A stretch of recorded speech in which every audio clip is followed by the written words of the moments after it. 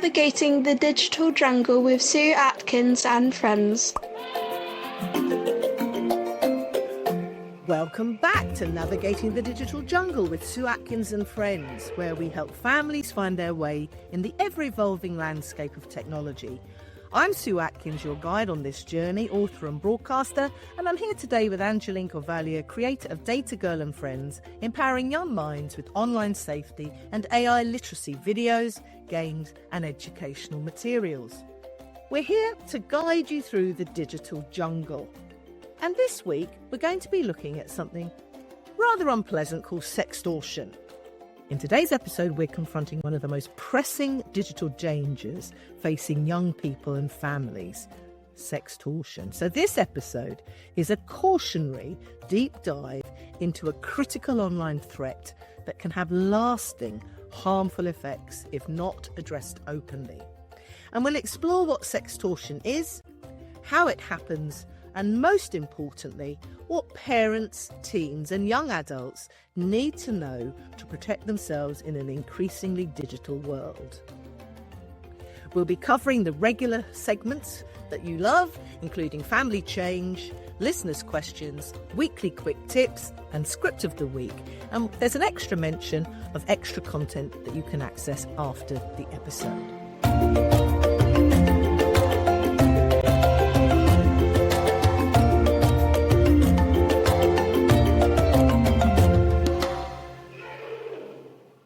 So sextortion is a form of blackmail where someone threatens to reveal intimate images or information unless their demands are met, often for more explicit images, money, or personal favours.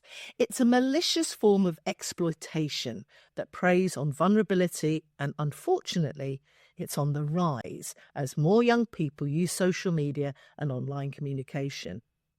Now, the challenge is that sextortion often occurs on platforms that feel private or anonymous because predators may initiate contact through social media, gaming apps, or private messages, and they gain your trust before manipulating victims into sharing compromising images. And once they have something to hold over their target, well, that's when the cycle of threats and demands makes young people feel isolated, afraid, and unsure of where to turn and what to do. So today's episode is all about empowering families to recognise the warning signs, approach online relationships with caution, and understand the importance of open communication. Because by understanding the risks and knowing how to respond, families can work together to build safer online habits. So today we have the very special guest, Paul Raffile, an intelligence analyst focused on global cyber threats and transnational organised crime.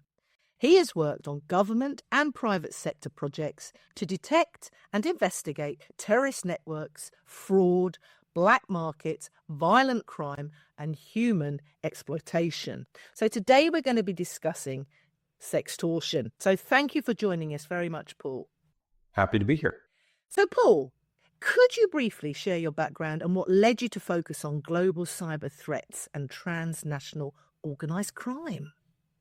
Well, I've kind of always been interested in that topic. I went to school for national security studies, global studies, and, a lot of folks in those programs going to like the CIA, the FBI. I decided to go into the private sector. First role was tracking terrorist activity across 7 countries. Then I moved more to the corporate side, have focused on cyber criminals, fraud actors, and I just find this area so fascinating. Gosh, yes, absolutely fascinating. So tell us in your own words, really, for those that don't know. I even said it to my daughter that I was recording my podcast about sextortion. She's 30 and she said, gosh, what's that?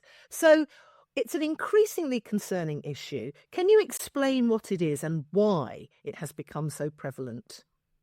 Yeah, so sextortion is not exactly new. Sextortion is a crime that involves blackmailing someone using typically their explicit images or photos or videos in order to get them to do something or pay you. But what we're seeing right now, why this has become such an urgent threat, is there has been a massive explosion in a new form of sextortion called financial sextortion or financially motivated sextortion, where these criminals are blackmailing hundreds of thousands of people to get money from them. Gosh, and how do cyber criminals then target children and young people and teens? Well, oftentimes these criminals approach teens and young people on social media accounts where we are every day, places like Snapchat, Instagram, and they strike up a conversation. It starts out normal at first, but it quickly turns flirtatious. These criminals often, they're very tricky. They end up sharing a nude photo of the person that they are pretending to be. They're catfishing, of course. And then they ask their victim to return with a photo of their own. And as soon as that happens, that person realizes they have been catfished and the blackmail begins. It's very relentless. These criminals, they share playbooks and scripts basically about how to blackmail their victims, what to say to make them pay money, or else their photos will be leaked to all their friends and family. So, I mean, this is such a terrible thing, isn't it? So, what can parents do to sort of talk about this, protect their kids, make them aware of it without totally terrifying them? And also, having those conversations. So, if anything awful does start to happen, they come to the parent to start doing something about it. And then my next question is, what do you do about it? So preemptively, I think all parents, have that conversation where don't send photos to anybody you just met online. Don't send nude photos online ever. I think that has been done. That has been said 100 times. But I think there needs to be a part 2 to that conversation where when this does happen, you can come to us. We will support you. We'll figure it out. If something bad does happen, it's not the end of the world. We'll take care of it together. These criminals are actually using the shame, the embarrassment, the fear, thinking that the kids can't go to their parents for help in this situation. And tragically, this crime just in the past couple of years has led to at least 41 teens taking their own life. Yes, I saw that on your post around this whole topic. I mean, it's so, so sad and so sort of scary, isn't it?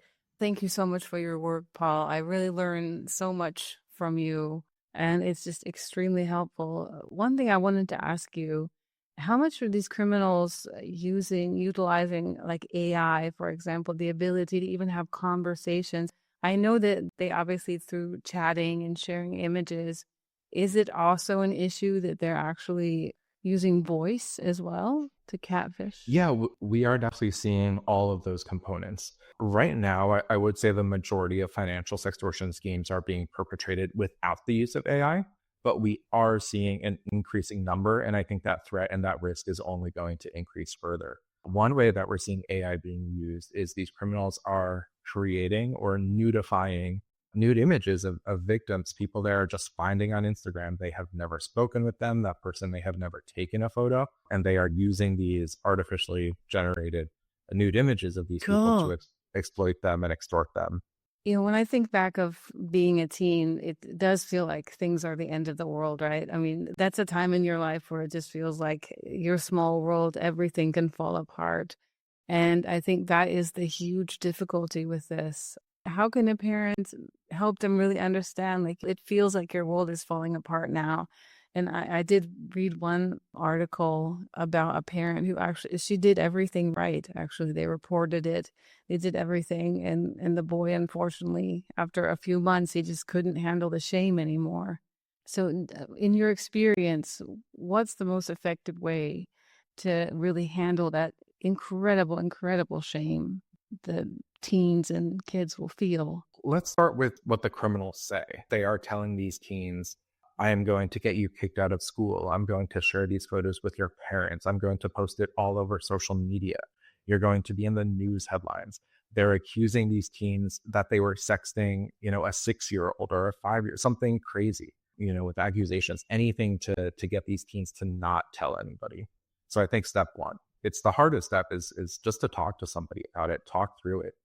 And in these cases, most of the time they are bluffing. They don't intend to actually leak the photos. It's actually bad for their business if they do. And at that point, they lose all the leverage. So in that case, it's important for any victim of this crime to block the perpetrator, talk to someone, report the account to the social media platform, also report it to authorities. The Internet Watch Foundation over in the UK is seeing a huge spike in this crime. The National Center for Missing and Exploited Children here in the US has seen an 18,000% increase in the past 3 years of this crime. So yeah, definitely report it to authorities so that way they can do something. And, worst case scenario, if the criminal does end up sharing your photos, it is not the end of the world. There are tools available to take these sort of things down. The NCMEC has one in the US called Take It Down. And there are also, helplines that have access to that sort of thing in the UK, Australia, other countries that are highly targeted by this crime too. I mean, are there any privacy settings then or parental controls as well that should be used on kids' devices, or is it more than that? What are the steps? I'm so interested in the steps because if this starts to happen in a family, it's devastating, isn't it? And then you hear of suicides and all sorts of things. So what can parents actively do then? Step 1, step 2, step 3, spell it out? Preemptively, I think just having that conversation we mentioned earlier, where if this crime does happen, talk about it as this is an emerging threat to be aware of. If you are aware of how a scam works, you're 80% less likely to fall for it. Okay, that's good. So it's not foolproof, Yeah. but definitely just being aware that this exists and you are a target. I'll talk about the 2 platforms where this crime is most prevalent on right now, and that is Instagram and Snapchat. Okay. This data is well recorded in the US, Canada, UK, and Australia. It's pretty much all the same. These are the top 2 platforms by design, actually. These criminals oftentimes approach teens and young people on Instagram specifically to harvest their friends list, their follower list. On Instagram, once you have connected with someone, there's no way to actually keep that list private. God. So talking about parental settings, I think there's not a whole lot that actually are effective against the financial sextortion scam. Right. So if you get an unknown friend request, definitely deny it. But we know a lot of kids do not deny it, especially if that friend request has 10, 15 mutual friends in common. These criminals know that, and that's why they target entire communities at a time to make their profiles look authentic. So just being careful about who you accept on Instagram, because the moment that you accept someone's friend request, they can see your entire followers list, your entire social network, and potentially use that against you. On Snapchat, that's an app known for disappearing photos, and kids and teens think that Snapchat is, if they're going to exchange in something risky, Snapchat is a safer place to do it. They'll go there. Yeah. Yeah. Unfortunately, these criminals know that, and that's why they oftentimes direct kids from Instagram to Snapchat for the photo exchange. And, unfortunately, I think we all realize at this point, these criminals are able to screenshot and capture those photos without the kids being aware of it. So yes, just some more platform design issues with Snapchat. This one thing about Instagram, it made me absolutely insane. Instagram put in these security settings that the youth couldn't send nudes without clicking on, are you sure you want to send it? And this was all in the news that, this was a step against sextortion. But for me, it was absolutely ridiculous because what teen, if they already going to send a send a nude, then it just a little pop-up isn't going to stop. Do I remember correctly that Meta was announcing that? Yeah, Meta, Instagram announced quite a few different safety features over the past year since we've been raising this nationally and internationally. Most of their solutions, I would actually say, are performative. Some of them might help a little bit to some extent, but like you said, this teen nudity protection feature that they were touting as this great feature, all it does is it detects if a teen is sending or receiving a nude image. It blurs the image and it gives the sender or the recipient the option, hey, tap this image to unblur it. Oh my God. So there's absolutely no, blocking of nude images. And to be honest, that's even worse because they're saying, hey, we are detecting a teen sending a nude image and we're actually allowing it to go through. Oh, how depressing. Instead of detecting it and blocking it, they're detecting it and blurring it, but still making it easily accessible. I can't understand why that's legal because it shouldn't be illegal. You can't. Yeah. But anyway, that makes me absolutely crazy. Clearly now, tech companies are not really playing their part, are they, in preventing sextortion? Is that right, in your opinion? In my opinion, yes. I think some teams at some of the tech companies have made some strides, but by and large, I do not see this crime decreasing anytime soon. How depressing, isn't it? I mean, it really is. What is your thoughts globally then? Are there any particular countries doing more than others to protect young people?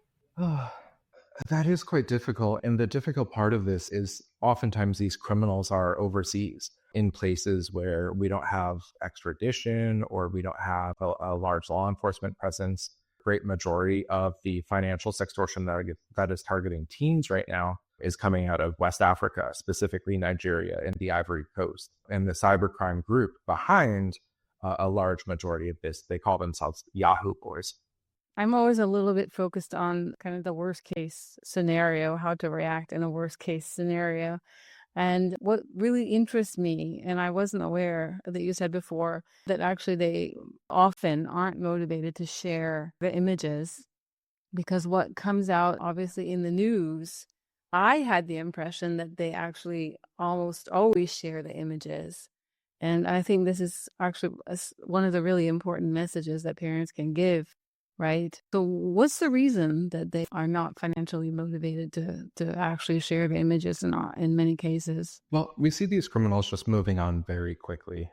This is a scam of numbers, and the more targets that they can get, the more money they can get. So if a teen decides not to pay and blocks the criminal is much more likely to actually move on and communicate with 10 other people that same day, trying to get money out of them, versus spending their whole day just trying to ruin one person's life. That doesn't get them any money. Especially, once they send that photo out or share that photo, they lose any leverage that they had against that victim. And they know they aren't going to get paid at that point. So most of the time it is a bluff. And I think that is reassuring for victims, just to know that the criminals aren't actually, out there to leak the photos and just to get paid. Yeah, it is really. I wasn't aware of that.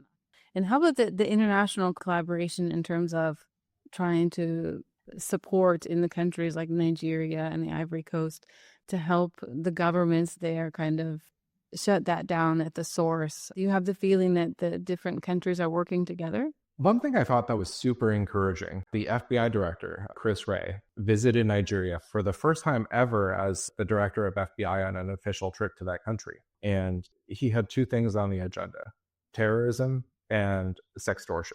So, the fact that this has elevated up to that level, I think is definitely encouraging in the eyes of law enforcement. As a counterpoint to that, we are aware of 41 teen suicides globally since the end of 2021. During that time, there were over 30,000 reported cases of teens getting sextorted. Multiply that times 10 for the number of unreported cases, probably. And we've only had a handful of folks arrested from these countries who are doing it. 2 folks were extradited from Nigeria. They are now serving 17 years in federal prison in Michigan for the death of a teenager there. There was a Canadian boy who died via the scam, and the criminal in Nigeria is serving his time for that. That's it, really. The other 39 cases are unaccounted for, and those criminals are still at large. So we need to do better.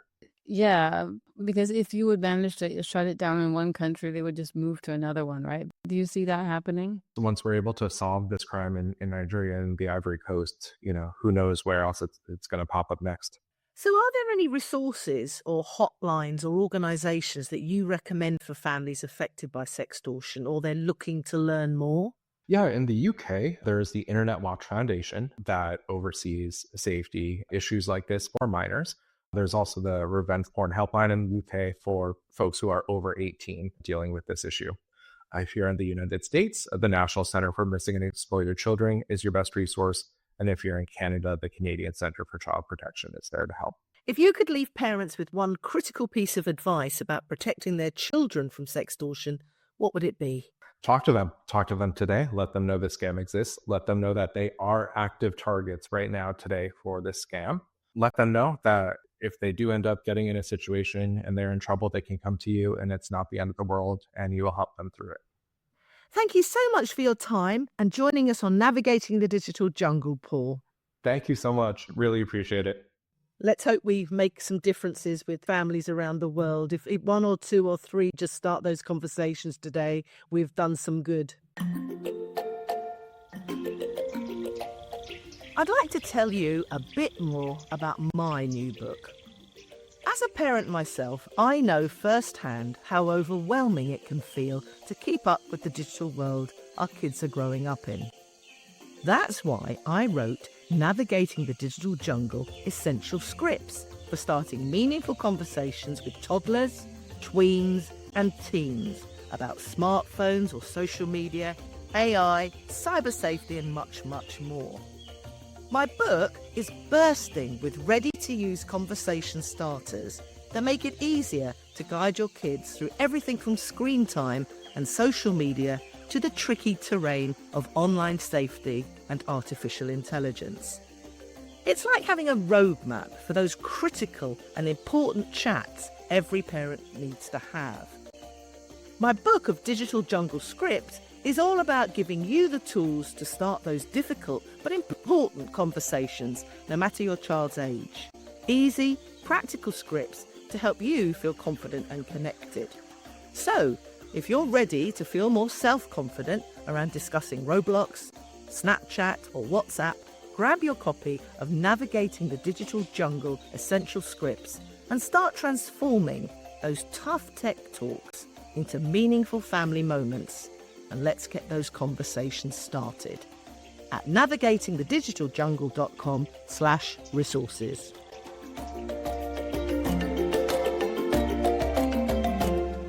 So now it's time for our family change segment, where we talk about a simple but effective way to increase online safety and prevent situations like sextortion. Obviously, we've been talking a lot during this episode about having conversations, being open, and that's basically it. How are we going to have the difficult conversations? And our proposal is to have a weekly online safety check-in, just to have some kind of conversation. Just how it can work is that you choose a specific time each week where everyone is relaxed, maybe before dinner, after dinner, something like that, and encourage openness. Obviously, you can openly explain that isn't meant to be invasive. It's not meant to be, you coming in like Big Brother, but it's just simply a very difficult topic.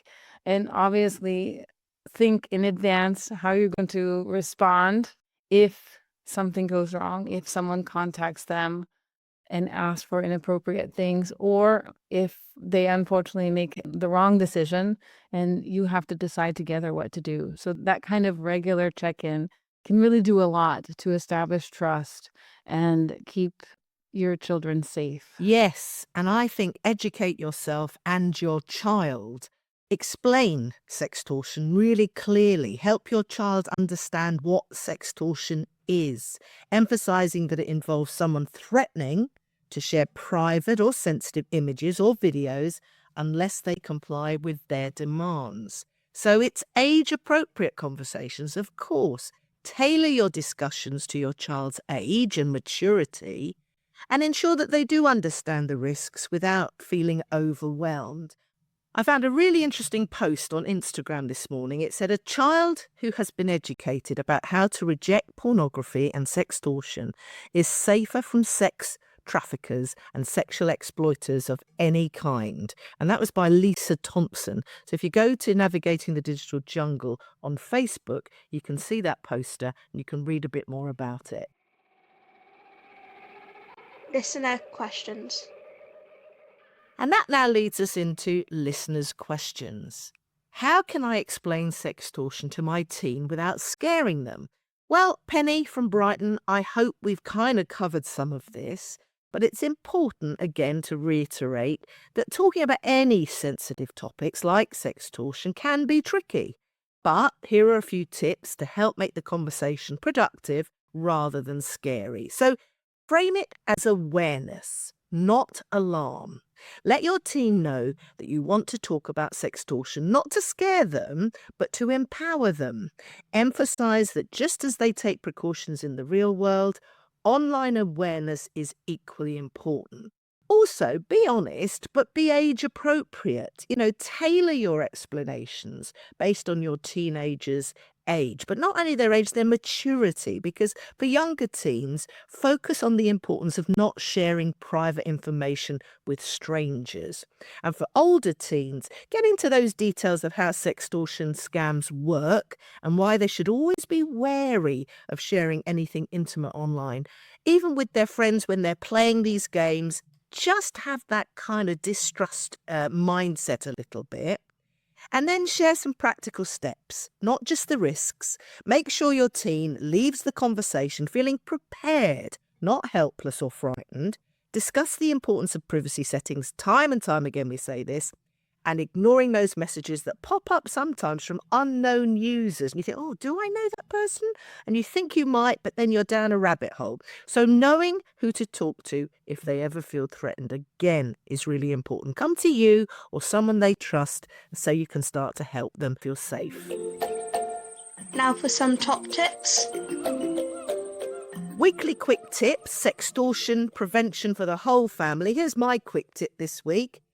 I hope it helps. Set up private accounts. Encourage teens and tweens to make social media accounts private. This allows them to control who follows them, and it reduces the chance of being approached by strangers. Angie, what's your tip for this week on that? I actually think that we've gone through basically everything. I mean, my tip is Yeah, I hope so. this is the kind of thing that scammers will always get more creative and think of new ways to kind of trick us. So it's really all about having the conversations, trusting that no matter what happens, it's not the end of the world. Maybe that could be my quick tip. Remind your teen, think back to what it was like to be a teen and all the little things, seems like the end of the world. And that's not a little thing. So yeah, maybe that's my quick tip. Just, remind your teen it's not the end of the world, and that you together can get through anything. Yeah, and remember to block and report rule as well if there's any doubt. So that leads me on to script of the week. My quick scripts to start important conversations. Got a whole book about this, but each week now in this new season, I like to give you a quick tip. Just gives you something to sort of start the conversation with that's, open and not judgmental. So here's a starter for 10, as they say. So you could start by saying, I've been learning more about online safety, especially around some of the risks that young people face online, like sextortion. Have you ever heard of it? So then they respond with whatever they say, yes or no. And then you say, it's when someone online, often someone pretending to be a friend, tries to get personal images or information and then threatens to share it unless you do what they say. And that is a really scary thought, but I want to make sure that you know what to look out for. So then your child might start to ask you some questions and share their experiences. So you started the conversation. And then you say, well, remember, if it starts to feel a bit weird or if someone ever makes you feel uncomfortable online, you can always come to me. No matter what, I'll be here to help you sort it out. Because this is the script, I think, that helps you introduce the topic in a way that doesn't overwhelm everybody, but then also invites them to share their own thoughts and their own experiences. And then you've popped in that you are there no matter what to support them. So Angie, what are you working on at the moment? I'm working on a global online safety conference where we have a lot of interesting topics and speakers. Also you, Sue, I'm looking forward to bringing some of navigating the digital jungle there too. And other than that, I'm just kind of expanding on Data Grow and Friends. We've joined Pinterest now, so you can find us there. And, just trying to increase awareness, especially about AI, because I'm really passionate about everything that's happening in AI. So you can find it at datagrowandfriends.com with slashes between all the words. Brilliant. I call them hyphens, but hey, I'm Hyphens, okay. British. That's probably the right word, actually.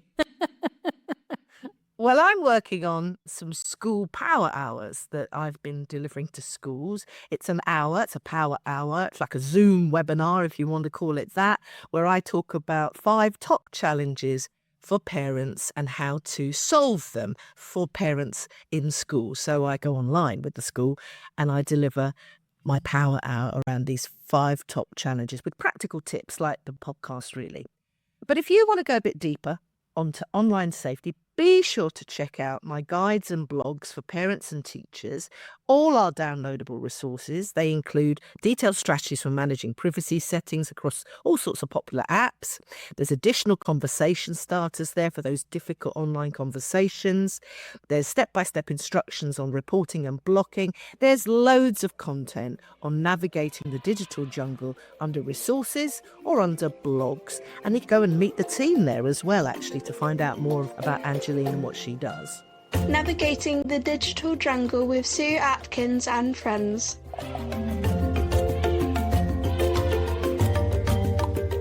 Thank you for joining us today on this episode of Navigating the Digital Jungle. Sextortion is a real and rising threat, but by staying informed, practicing open communication and taking some simple precautions, we can protect our families from falling victim to this harmful exploitation. Stay safe, stay connected, and remember, Digital awareness is the best defense against digital dangers. Remember, you can subscribe, leave us a review, tell all your friends about us. It's a free resource you can put into your school newsletters. Send in your questions. We love hearing from you. Until next time, take care. Our jungle out there.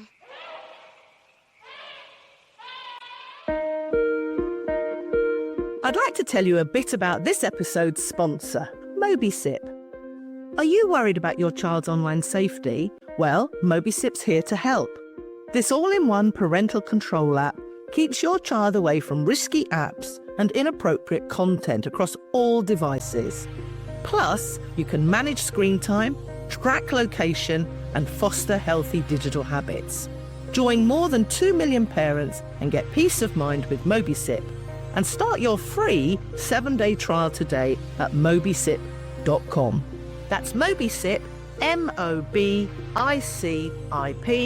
Mobicip.com.